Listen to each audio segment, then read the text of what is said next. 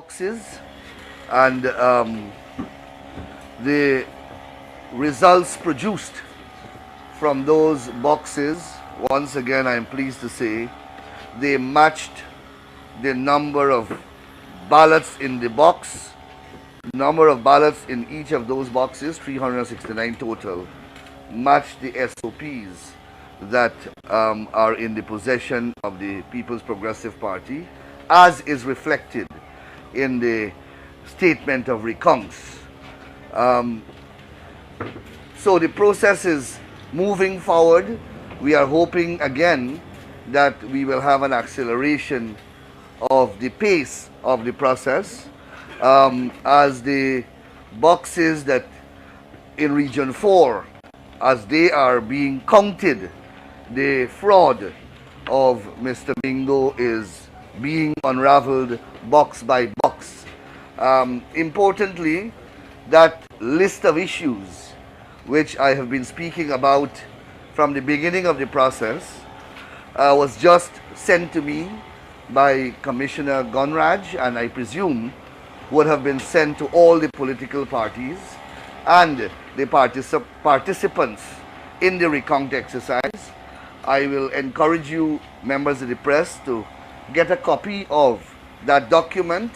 It lists 25 issues and the decisions which the Commission has made thus far in relation to each of those issues. Once that is circulated, I believe that it will augment the pace at which the process is going, because it will eliminate unnecessary queries being made, and if those queries persist, you can have a quick resolution by a mere consultation to that or reference to that document, rather than having to go back to the Commission for a decision to be made by the Commission.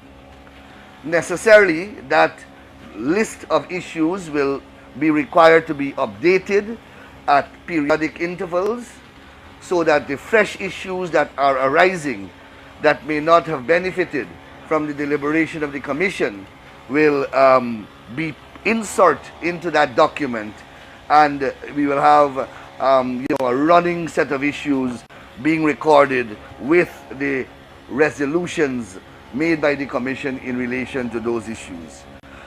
I am disappointed in the fact that the task force has not yet met with the Commission, because, as you know, the Commission feels that they have a duty to consult with that task force in terms of going forward with the number of new stations that the Commission has indicated it is prepared to establish.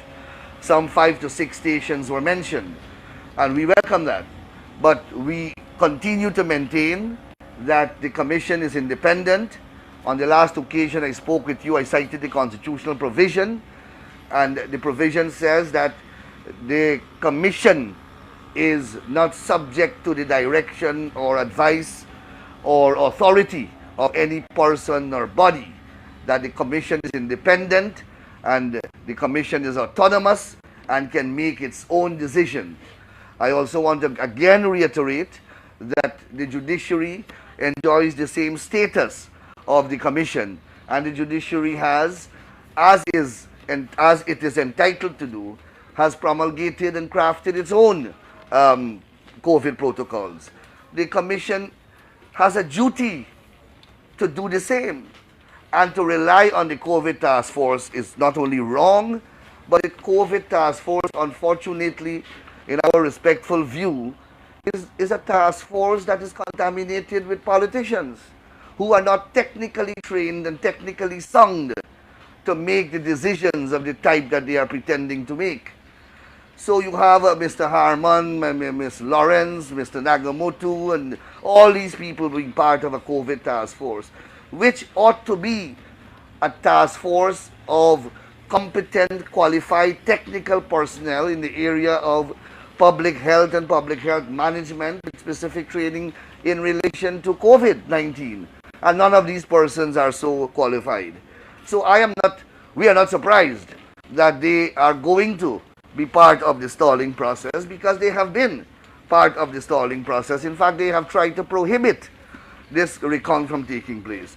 So we are hoping we will continue to work, rather, to get the commission to appoint its own task force and formulate its own protocols and proceed to implement its agreed decision that they will have more stations established.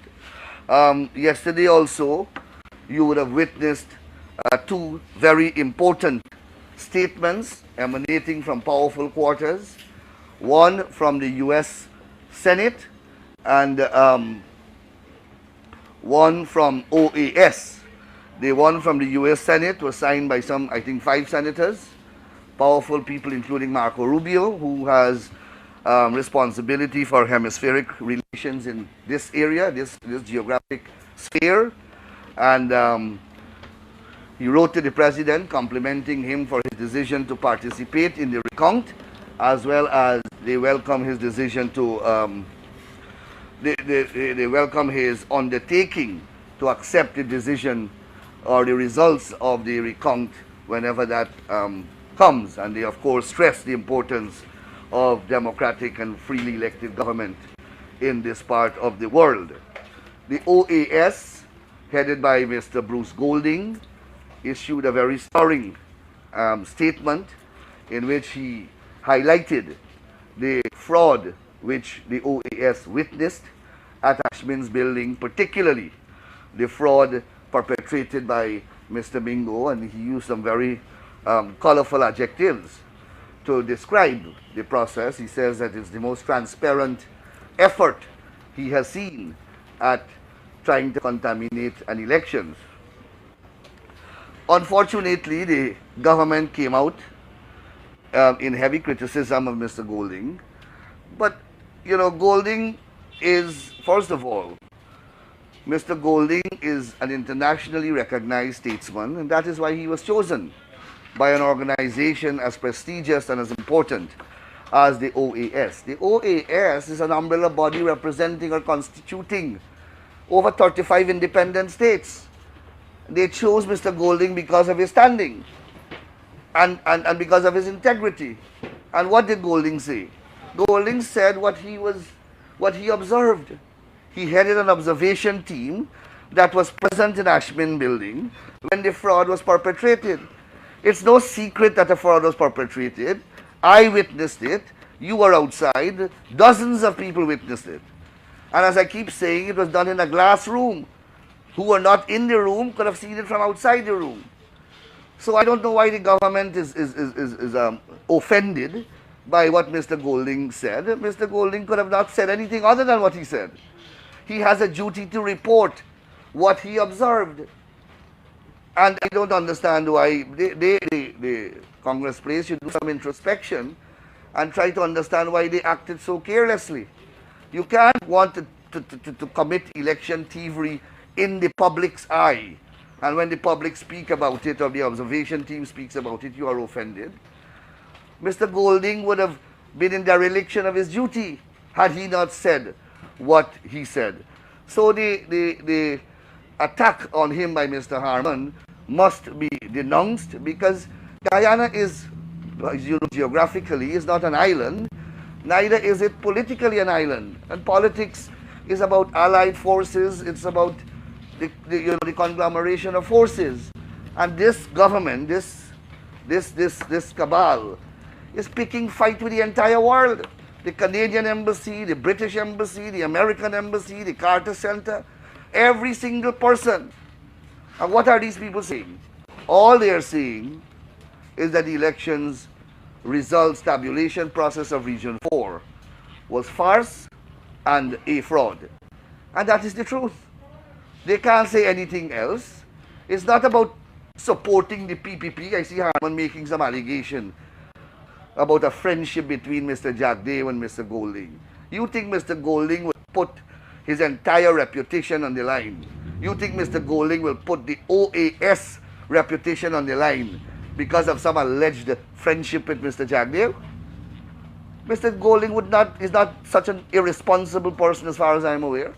So, you know, It's unfortunate that the government is reacting this way, but I guess when your back is against the wall, you make erratic and eccentric decisions and utterances. And you saw an example of that. So I will pause here and invite your questions if you have any. Mr. Landau, why aren't your calls for introspection being directed towards GECOM? Because Mr. Bowling's criticisms were against Mingo as an officer of GECOM. And secondly, on the COVID measures, you are suggesting a task force and whatnot. Have your views been ever translated into a formal motion at the commission level? Because we do have previous views. Yes. Let me deal with the first question first. I agree that the accusation, or rather the scrutiny, should be at GECOM. And you would recall that from day one, I have been saying that. I have been saying that Mingo was an agent of GECOM. He was selected by GECOM. He was exercising the authority of GECOM. He was performing the functions of GECOM. And therefore, GECOM is bound by what Mingo did and should take the requisite actions at the appropriate time. It is against that backdrop that I've repeatedly invited GECOM itself, starting from the chairperson, the commissioners, the CEO, and the DCO, to come to this podium and explain and defend GECOM's processes, because they are under siege and attack in the recon process and elsewhere. But I cannot also turn a blind eye to the fact that Mingo was not acting alone. Mingo was obviously executing the political agenda of a political party, which political party continues to fight for the embrace of Mingo's declaration. So I agree with you. I was narrow in my focus, but thank you for allowing me to expand it, to bring in GECOM as well. The second point is whether it is not going to be the subject of a formal motion. We were given the impression that the task force would have come here already, and against our better impression, our better judgment, because we expressed our displeasure from the time they said that they're going to act upon the advice of the task force. We said that that is not acceptable. But we gave GECOM the benefit of the doubt, and again we are being vindicated by the task force's non-response or failing to respond in an efficient way. You will recall that we had a meeting, or we were supposed to have a meeting with GECOM. That is one of the issues on the agenda. We were asked yesterday to defer that meeting because the chairperson said that she would like to meet with the task force yesterday and with GECOM, and then she would meet with us. We felt that that was a very constructive approach, because that meeting is more important than our meeting. In fact, that meeting will address some of the very issues that we want guidance on. So we deferred and we said, yes, go ahead and hold those meetings and we will wait. So those meetings apparently, well, the meeting with the COVID task force, as far as I'm aware, was not held, and we will have to get guidance on whether we should wait again or whether we should, our meeting should proceed. Mr. Anna, you're suggesting direct collusion between GECOM and the incumbent administration. You're saying also that the statements yesterday were more or less validated the PPP's position on this Mingo statement.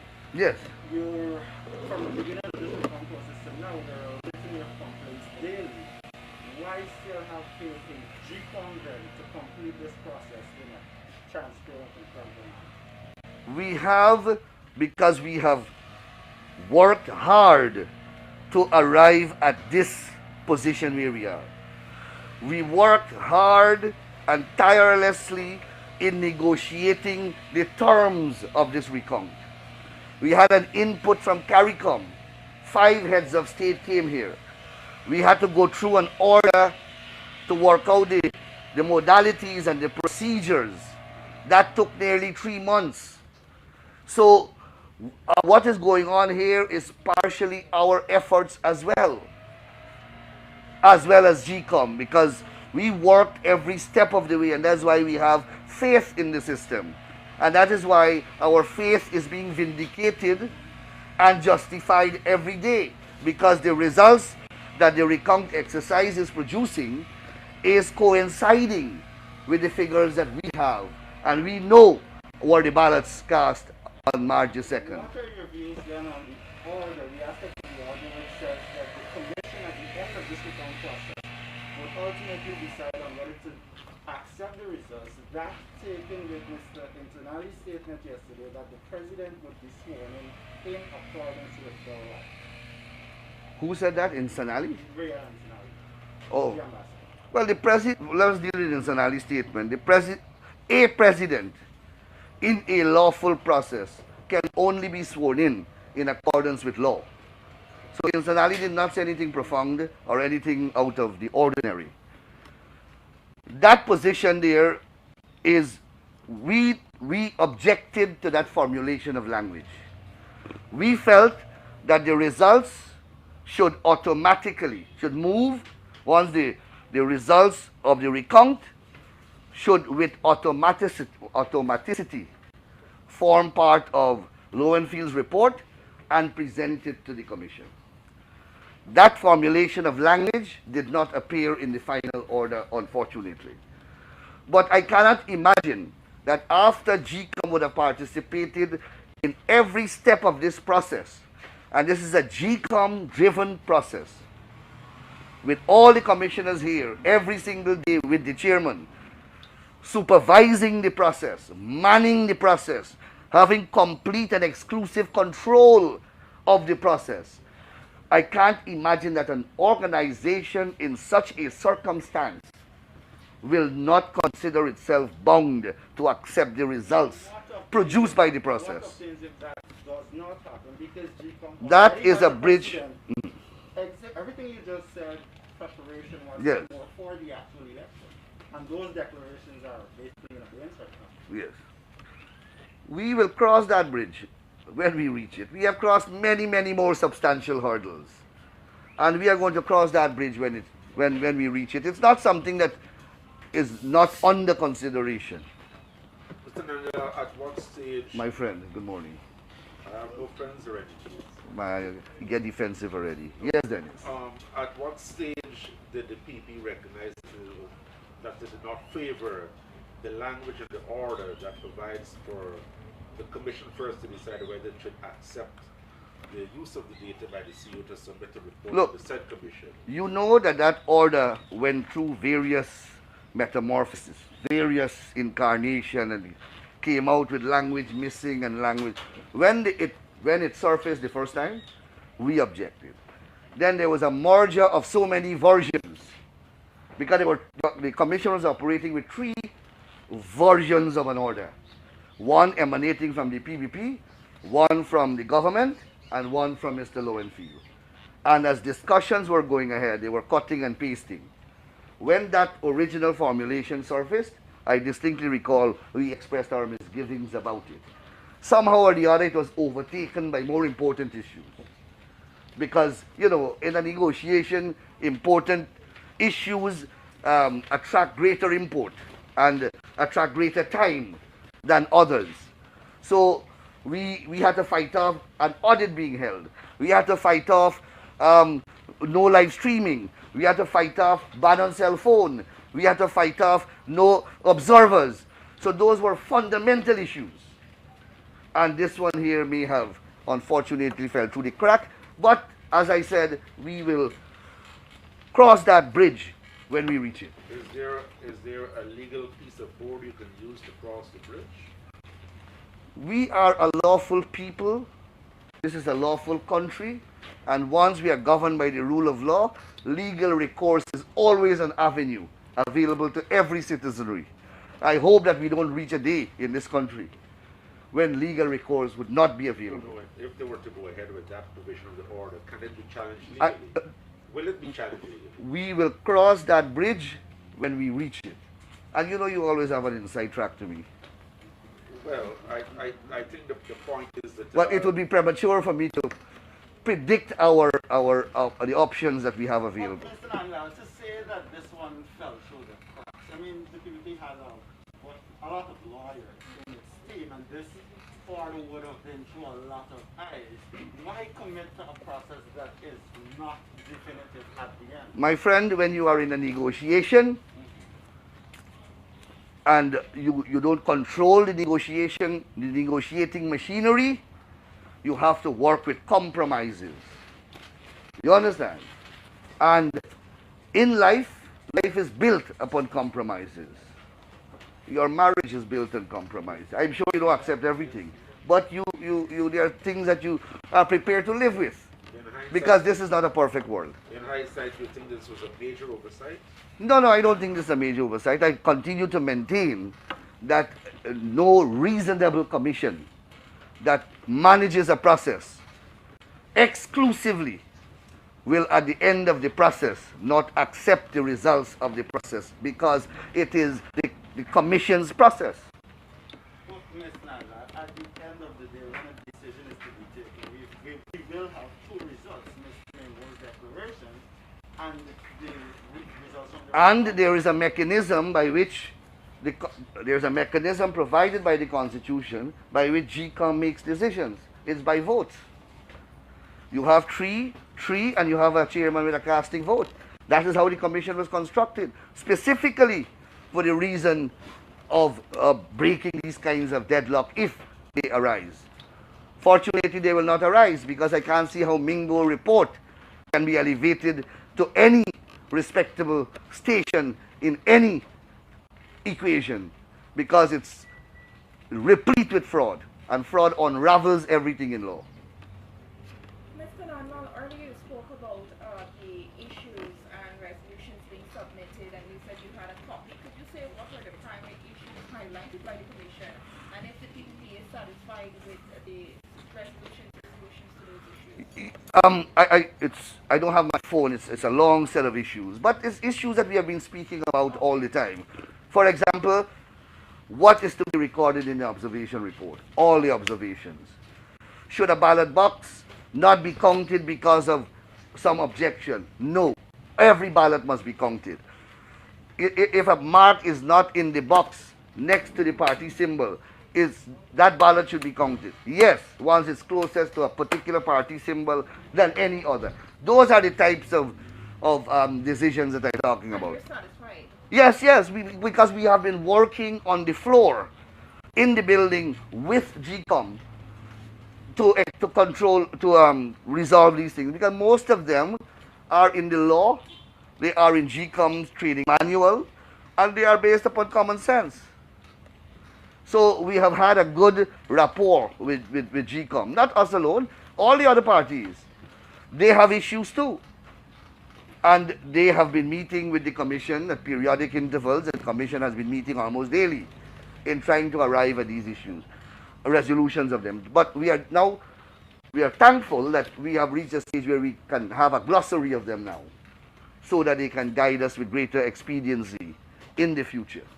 Mr. Nandala, isn't the PP worried about its level of overconfidence should the coalition produce tangible data, say immigration records, to show that some people actually voted in the names of those immigrants, and probably deceased persons as well, in say some of your strongholds? Aren't you preparing for that possibility? Well, Dennis, as I said, I can only comment on the proceedings that are in progress. You want me to speculate in the future. When those challenges, if they actually arise, we will cross them, and I will speak to you about them. But I prefer not to speculate and to give add more fuel to the propaganda being spread by the APNU AFC. It is not a matter of propaganda. It's a matter. I know. I am interpreting it as propaganda. They say. I know what they're saying. Trust me, Dennis. I'm familiar with it. I am classifying it as propaganda because I am not seeing any empirical evidence to support it, and that's why I'm calling it political propaganda.